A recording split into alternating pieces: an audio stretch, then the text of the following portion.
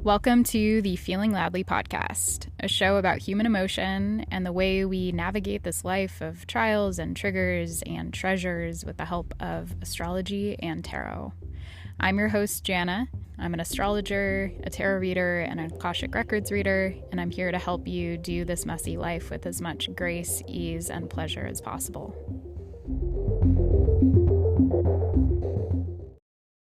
Welcome to day 14 of the 22 Days of Tarot. Today is Death, card 13. I've poured myself some whiskey for this occasion because I'm gonna need it.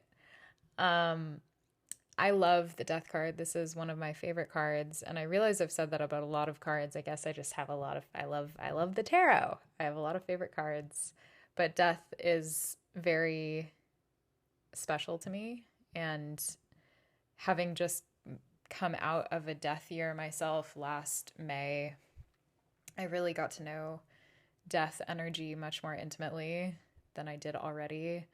And it was profound.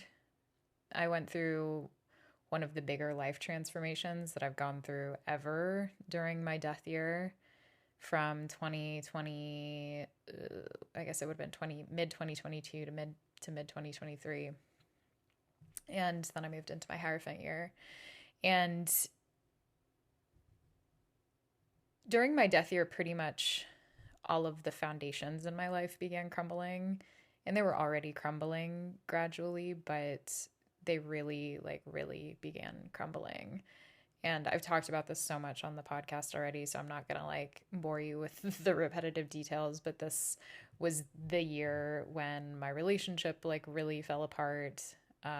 When I left my last full-time job and I moved out of the shared home that my ex and I were living in together into my own apartment, and then I left Texas, and it was a lot of change and a lot of grieving. I lost my aunt and my uncle, both on my mom's side, and lost a few friends, not to death, but had a few friendship endings, friendship breakups. And it was just a really intense sequence of letting go. And my progressed moon, which is a specific astrological technique where you progress your natal chart forward based on the position of the planets and the days, weeks after you were born. And so you progress the planets, and there's a whole logic to it that's really beautiful.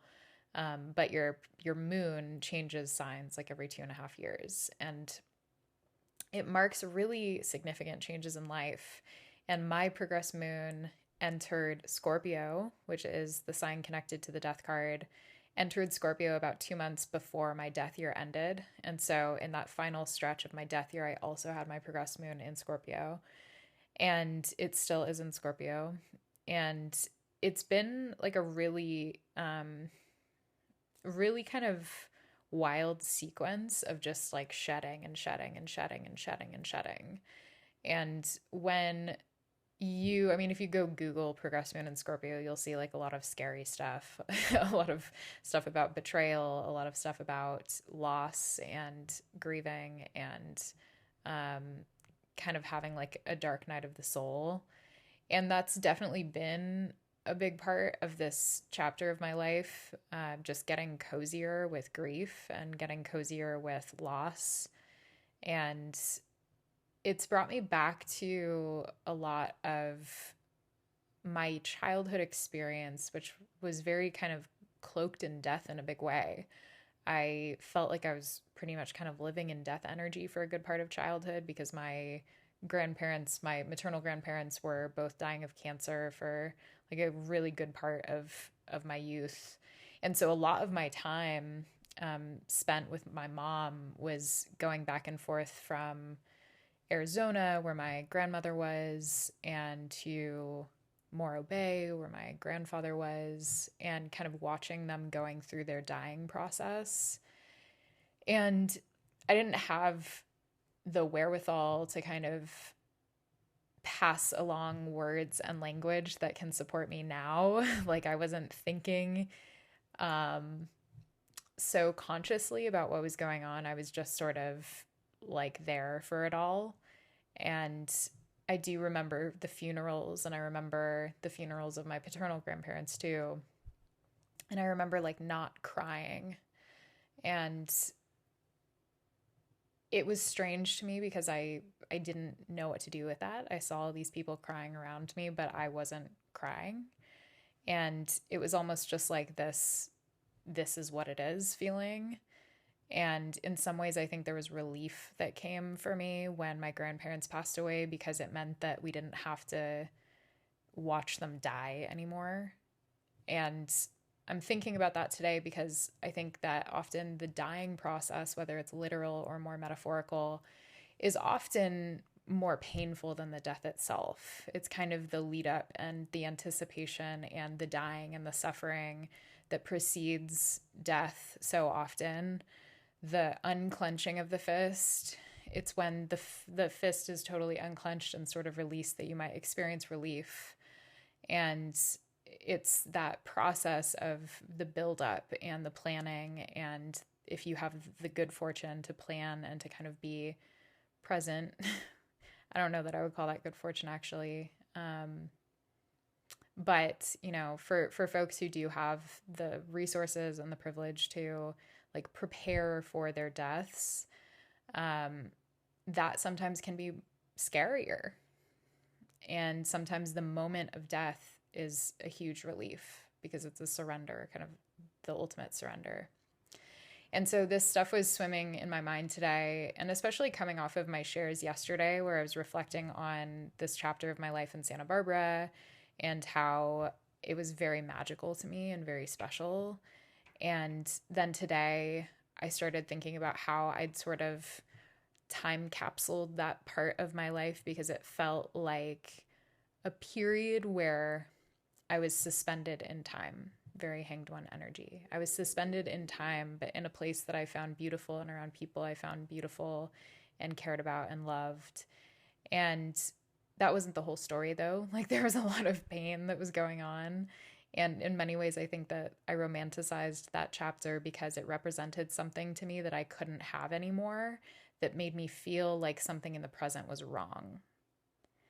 And comparatively, it gave me this like thing to look at and be like, look how happy I was then, or look how much connection and love was around me then.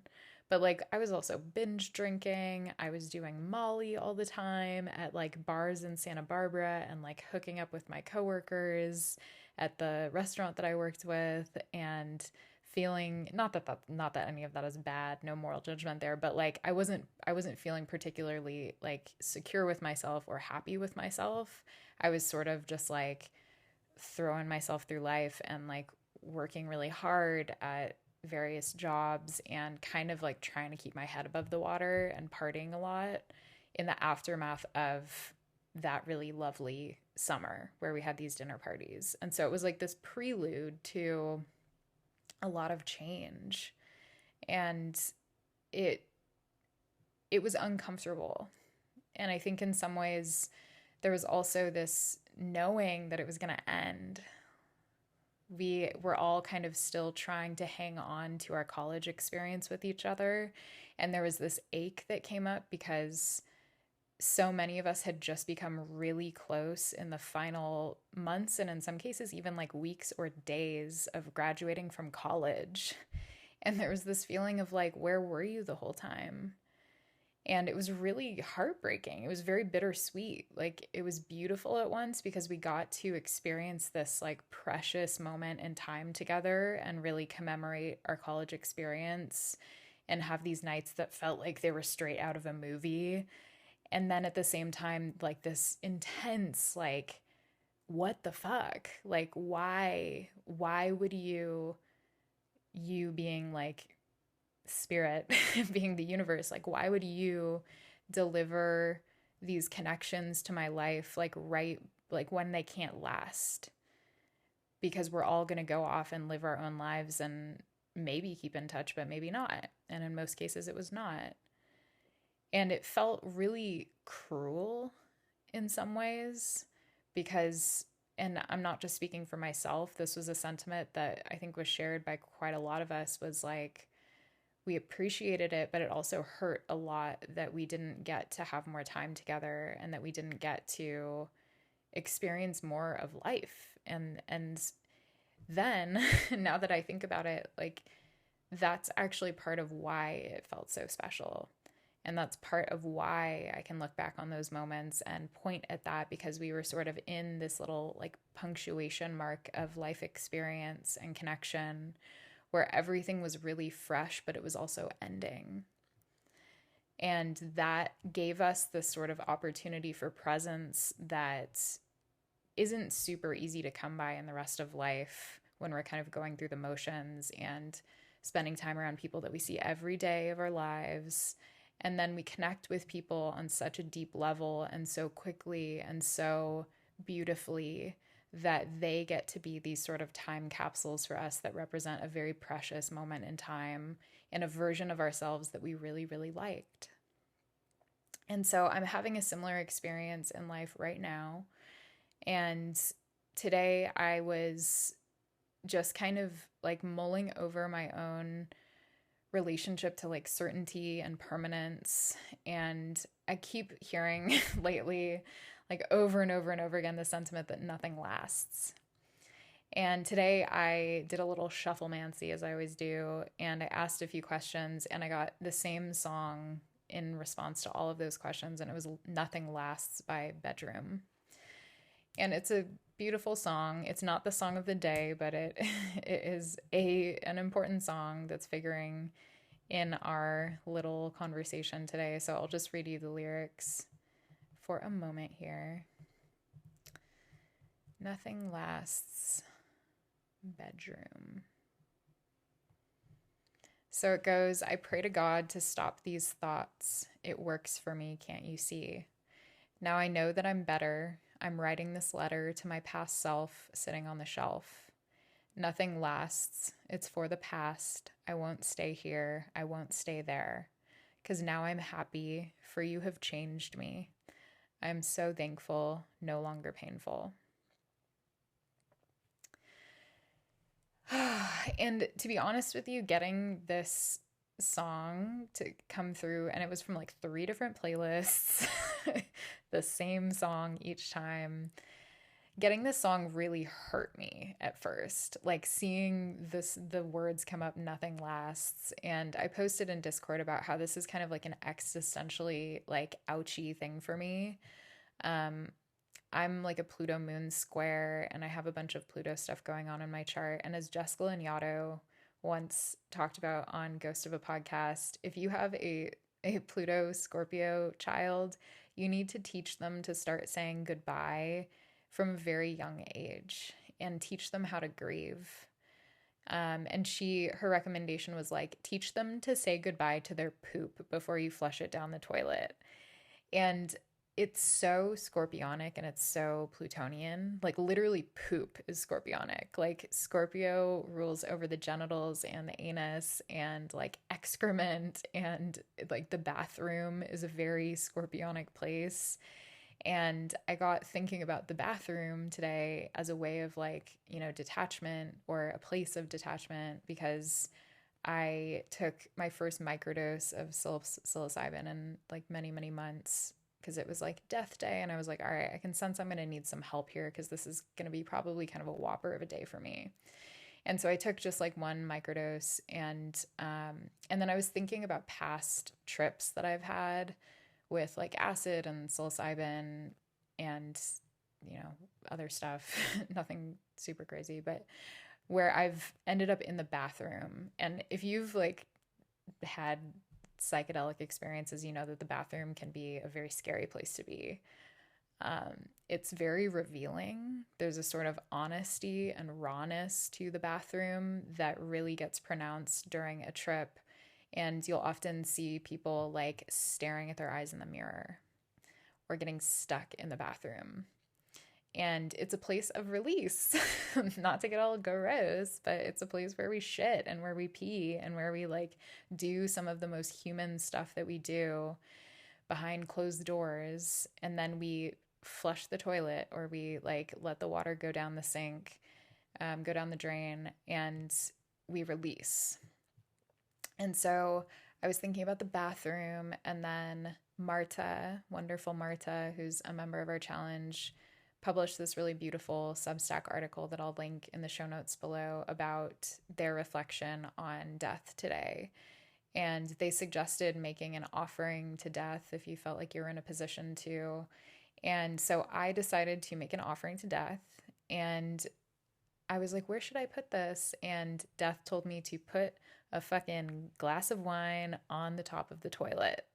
And it was so perfect and so like exactly it. And so I poured like the rest of a bottle of wine and placed it on top of the toilet.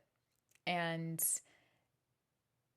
I didn't have, it was only a microdose today, so it's not like I was tripping by any means, but I was feeling stuff and, I had like just a lot of stuff coming up around attachment and around like desire, and went into a feeling of like self-pity at some point with like the universe is playing jokes on me, which I've talked about, but that's a thing that sometimes happens for me. And I just was feeling sort of like, existential about it all, and about loss and release, and wanting to like hang on to things, and wanting to see things work out, and wanting to have. And yeah, so I'm just kind of I'm feeling some feels. So if I go quiet for any portion, that's what's happening.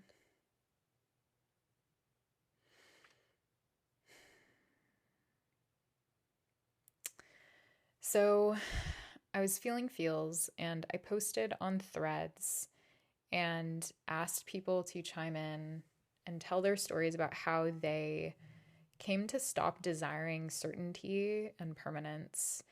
And I got some really, really beautiful responses. And I'm going to post them on Instagram in the little mashup for today's episode, so you can go check them out. And I'll also link the actual threads so you can go read the responses too if you want to. And then I was like, I need to cry. Like, I really need help, because I feel like I'm not feeling what I need to be feeling right now. And it's getting like all clogged up. And I had like danced earlier, and that felt good. But like, it felt like I was constipated. It felt like I was emotionally constipated. And so I asked Instagram for movie suggestions that would help me weep, but also feel joy. And someone suggested the movie Good Grief. And it was the perfect movie. And it was beautiful. And the storyline, without giving too much away, is that this character loses his husband, and his husband dies, and then he like finds out a lot of stuff about him after his death that makes the grieving process really complicated. And it's just like this witnessing of this person's version, or this person's journey, I should say, of grieving for his husband and trying to like reconnect to life, and doing so in community and with friends who like really love him. And I started crying within like 10 minutes. It was good. It was very cathartic. But it was another like I got the perfect recommendation in that moment to help me feel into how I was clinging and what I needed to let go of and why. And it's still a lot. Like, honestly, I'm not coming here with like world shaking insights. I just like, it's something I'm in the process of moving through, and it's something that's really hard for me. I have a hard time letting go, and I'm fixed as fuck. And I'm a Taurus with a Leo moon and Pluto stuff going on. I will try and try and try and try and try and try and try. And that's been my MO for as long as I can remember, until I hit a wall that is so thick and impenetrable that I give up. And but before giving up, I might like bloody myself trying to like bang against it. And that's been the way that I've lived, and it's served me. I've been resilient and persistent, but it's also really fucking hurt me and kept me in situations that really like depleted me because I just wouldn't throw in the towel and I wouldn't give up. And again, my death year is what forced me to throw in the towel. I finally hit a wall and was like, I'm not gonna bloody my fists trying to break through this one. I'm just gonna turn away. I'm just gonna let go. Like, I've tried. My knuckles are still recovering from the last effort, and this is not the move anymore. This isn't the way that I want to live. This isn't working for me anymore. And giving up helped me change my whole fucking life in a really, really big and beautiful way. And things aren't perfect, but things are a whole lot better than they were 2 years ago. And that gave me such an appreciation for death. And I was going through my evolutionary astrology immersion with Amanda Moreno, who I mentioned on the last episode, Aquarian Spirals on Instagram and elsewhere. I was going through the evolutionary astrology immersion, and this was during the Taurus Scorpio eclipses. And so there was so much happening on the Taurus Scorpio axis, which is a huge one for me. And with all of my fixed placements activated a lot in my chart, including my Pluto. And all of us were so deep in this processing, in this container that we were in together, learning about Pluto and the nodes, and learning about past life material, and learning about like soul shit, like soul shit, for lack of a better term. Sorry, Amanda, if you're listening. It's a very non-eloquent way to put it, but it was a hugely transformative experience. And I know that that word is overused, but I really mean it. Like, having other people to have these experiences with, some days we would show up on the calls and just cry. Some days people were like so triggered and activated that they couldn't talk about astrology. And so, they sat in silence. Some days we talked a lot about astrology, and that was the bulk of it. But for a lot of it, it was just like life was lifing. And the material that we were learning about, which was very Plutonian in nature, was playing out in our lives. And that, again, as I mentioned a couple times at least on this podcast series so far, that's what happens when you step into work like this in groups. And that's what's going on for me in this challenge, is that like the material is really living through me in a really big way. And it feels often like divine orchestration, the way that experiences align to help you live the material that you're learning about and working with. And it's happening for other folks in this cohort too, in a really profound way. And that takes a lot of courage, right? Because you have to kind of acknowledge from the get-go that you're probably going to lose something in the course of a journey. You don't come out of any journey with everything. Whether that's like a literal journey, you're going to like go through supplies, you're going to sweat, you're going to like, stuff is going to be gone by the time you make it to the other side. And similarly with psychedelic journeys, you purge. Even if it's not like vomiting, like with an ayahuasca journey, or like, sweating or whatever, there's usually some type of emotional, spiritual, or physical purge that happens in the course of a journey that relieves you of something. And so when you set off, you know that you are going to lose something, and you almost intend on it. Often that's the point. The point is to lose something, because that loss puts us in contact with life again. And as a Taurus person, I'm a stubborn bitch. And so I commit myself to these things knowing that it's going to hurt like a motherfucker. And because I have to, because change is inevitable. And that's something that I know in the depths of my soul, because I've experienced so much radical change in my life and so much loss. And yet there is this egoic part of me that really resists it out of like sheer terror and heartache, because it knows like, wow, this really hurt the last time something like this happened, and I don't know if we want to do this again. And that part of me is very loud often. And that's the part of me that tries to control my circumstances, that tries to hang on to things that must go, that tries to grasp for certainty and to find some semblance of permanence and longevity, when we all know that death is like the only promise in life. And so a lot of stuff. And our prompt for today was what a message from my ego. And the message from my ego was actually really interesting. It was, I'm not scary after all. And before I read the prompt and connected with the card, I'd seen myself floating down a river, very similar to this river that often appears when I'm doing like meditative work or like IFS and finding like my safe space or like hypnosis stuff. And so I was floating down this really serene river, and then suddenly this monster pulled me under, but they weren't scary. It was like, it scared me at first because it shocked me, but then like they weren't scary. They turned out to not be scary at all. And it was this sort of like shadow message of connecting with the part of me that I still find to be at some level very scary. The part of me that is like grasping and pulls me under and tries to drown me. But that part loves me, and it actually just wanted to be close to me, is the feeling that I got. Like it just wanted to be close to me. It just wanted connection.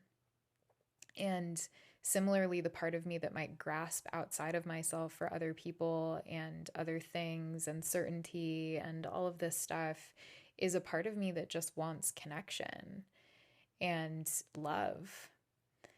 And honoring that diffuses it.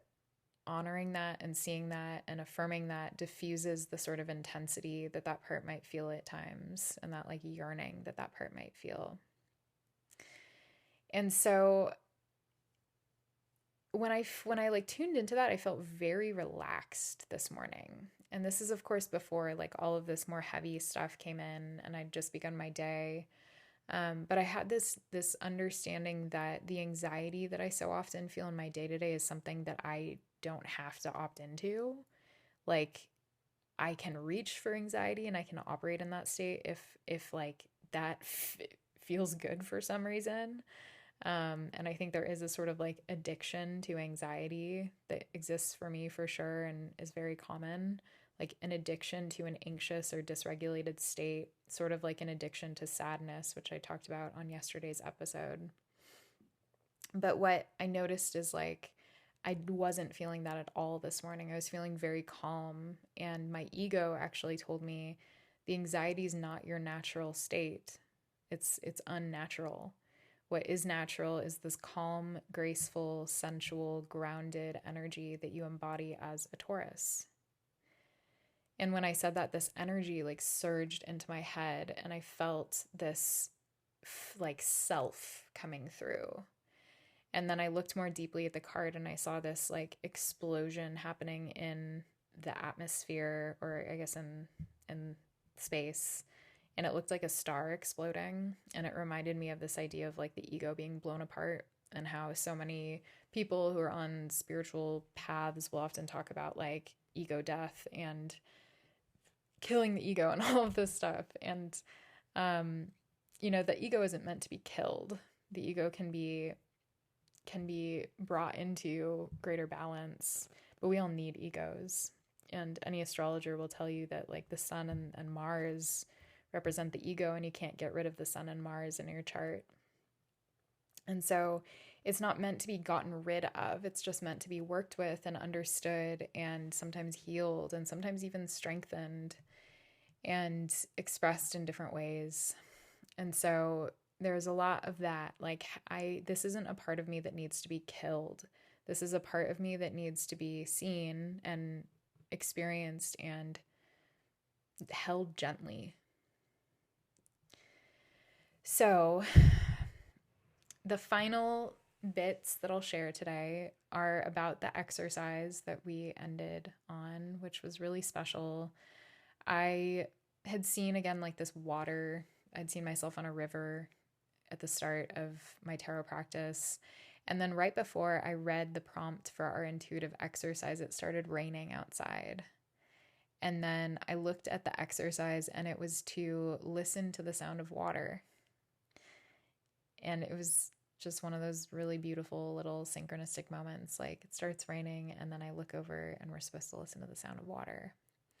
And we had this video of ocean water that we watched for 30 seconds. And as I was tuning into this video and experiencing it, I was just noticing the way that like the currents were interacting with one another, and the way that like each gust of wind would like carry the water this way and that, but that nothing kind of fell apart in the process. It's not like these drops of water like were fragmented and ripped away from the ocean. They returned to the ocean, maybe in a different spot. And it reminded me of the sort of sea of connection that we experience in life, and how often we flow toward each other and we flow away from one another. And maybe we flow back together and we like groove with each other for a while. But leaning into that oceanic experience of love is very comforting for my Venus and Mars in Pisces, my mutable placements, which give me the understanding of release. Although my fixed placements want to like cling to certainty often and want to stabilize and want to create something concrete that lasts, that endures, my Venus and Mars in Pisces understand that nothing lasts. And so that song for those parts of me is quite comforting, actually. And for other parts of me, it's terrifying. And that's just my own dance. That's my own work to swim between these different states of being and understand that I have the opportunity to swim, that I don't have to stay put in one way or the other. So, my oracle card was gratitude and involution. I pulled two, and gratitude is self-explanatory, but one thing that really hit me was like, this figure was dancing, and my offering this morning was dance, my offering to Saturn to help me get in alignment. And that's my way of processing emotions often, is getting into my body and moving and kind of like jiggling up some stuff that's stuck in my corners.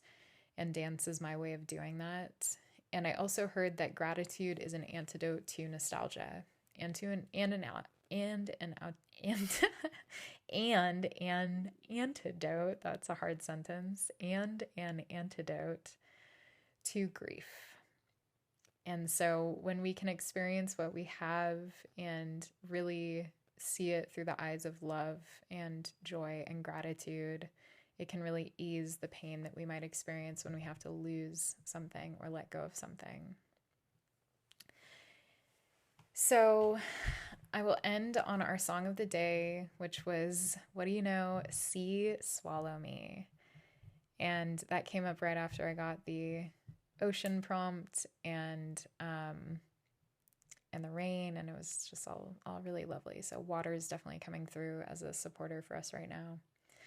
So the lyrics, I won't read all of it, but I will link it below, along with, I'll link the music video below, which is actually from a movie that maybe could hold significance for people. So the line that really stands out to me is just that it goes over and over again: yell, I wanted more. Yell, I wanted more. Yell, I wanted more. Yell, I wanted more. Yell, I wanted my man love, my big man, that low, lonely dove. And it's all about this yearning and this ache for something that we don't have, and this ache for some type of like break from the like mundane, a break from the rituals of life, a break from what we have, and how it's such a common human experience to yearn for more and to want something else. And like, that's valid. Those desires are valid. And sometimes we're called to pursue that something else, and we're called to follow it because it's really true to our hearts and there's something that's out of alignment for us. And that was the case for me with my death year. Like, I ended up leaving. I didn't stay. And that was the absolute right choice for me. Other times we stay. Other times we choose what we have, and that's the right choice for us. And it's about kind of like letting go of the dream or letting go of the wish for something else and coming into acceptance of reality. So only you can know the answer to that for yourselves. And if you out there, humans listening, are going through any type of grieving process or contemplating letting go of something, I'm sending you a big hug, and I really hope that you find the answer that's right for you and that it feels true and very, very real and solid within you. And if you don't find that sort of certainty, I hope that you just make a choice and that you get the support that you need in moving in whatever direction you choose. Thank you for listening, and I love you. I'll talk to you guys tomorrow.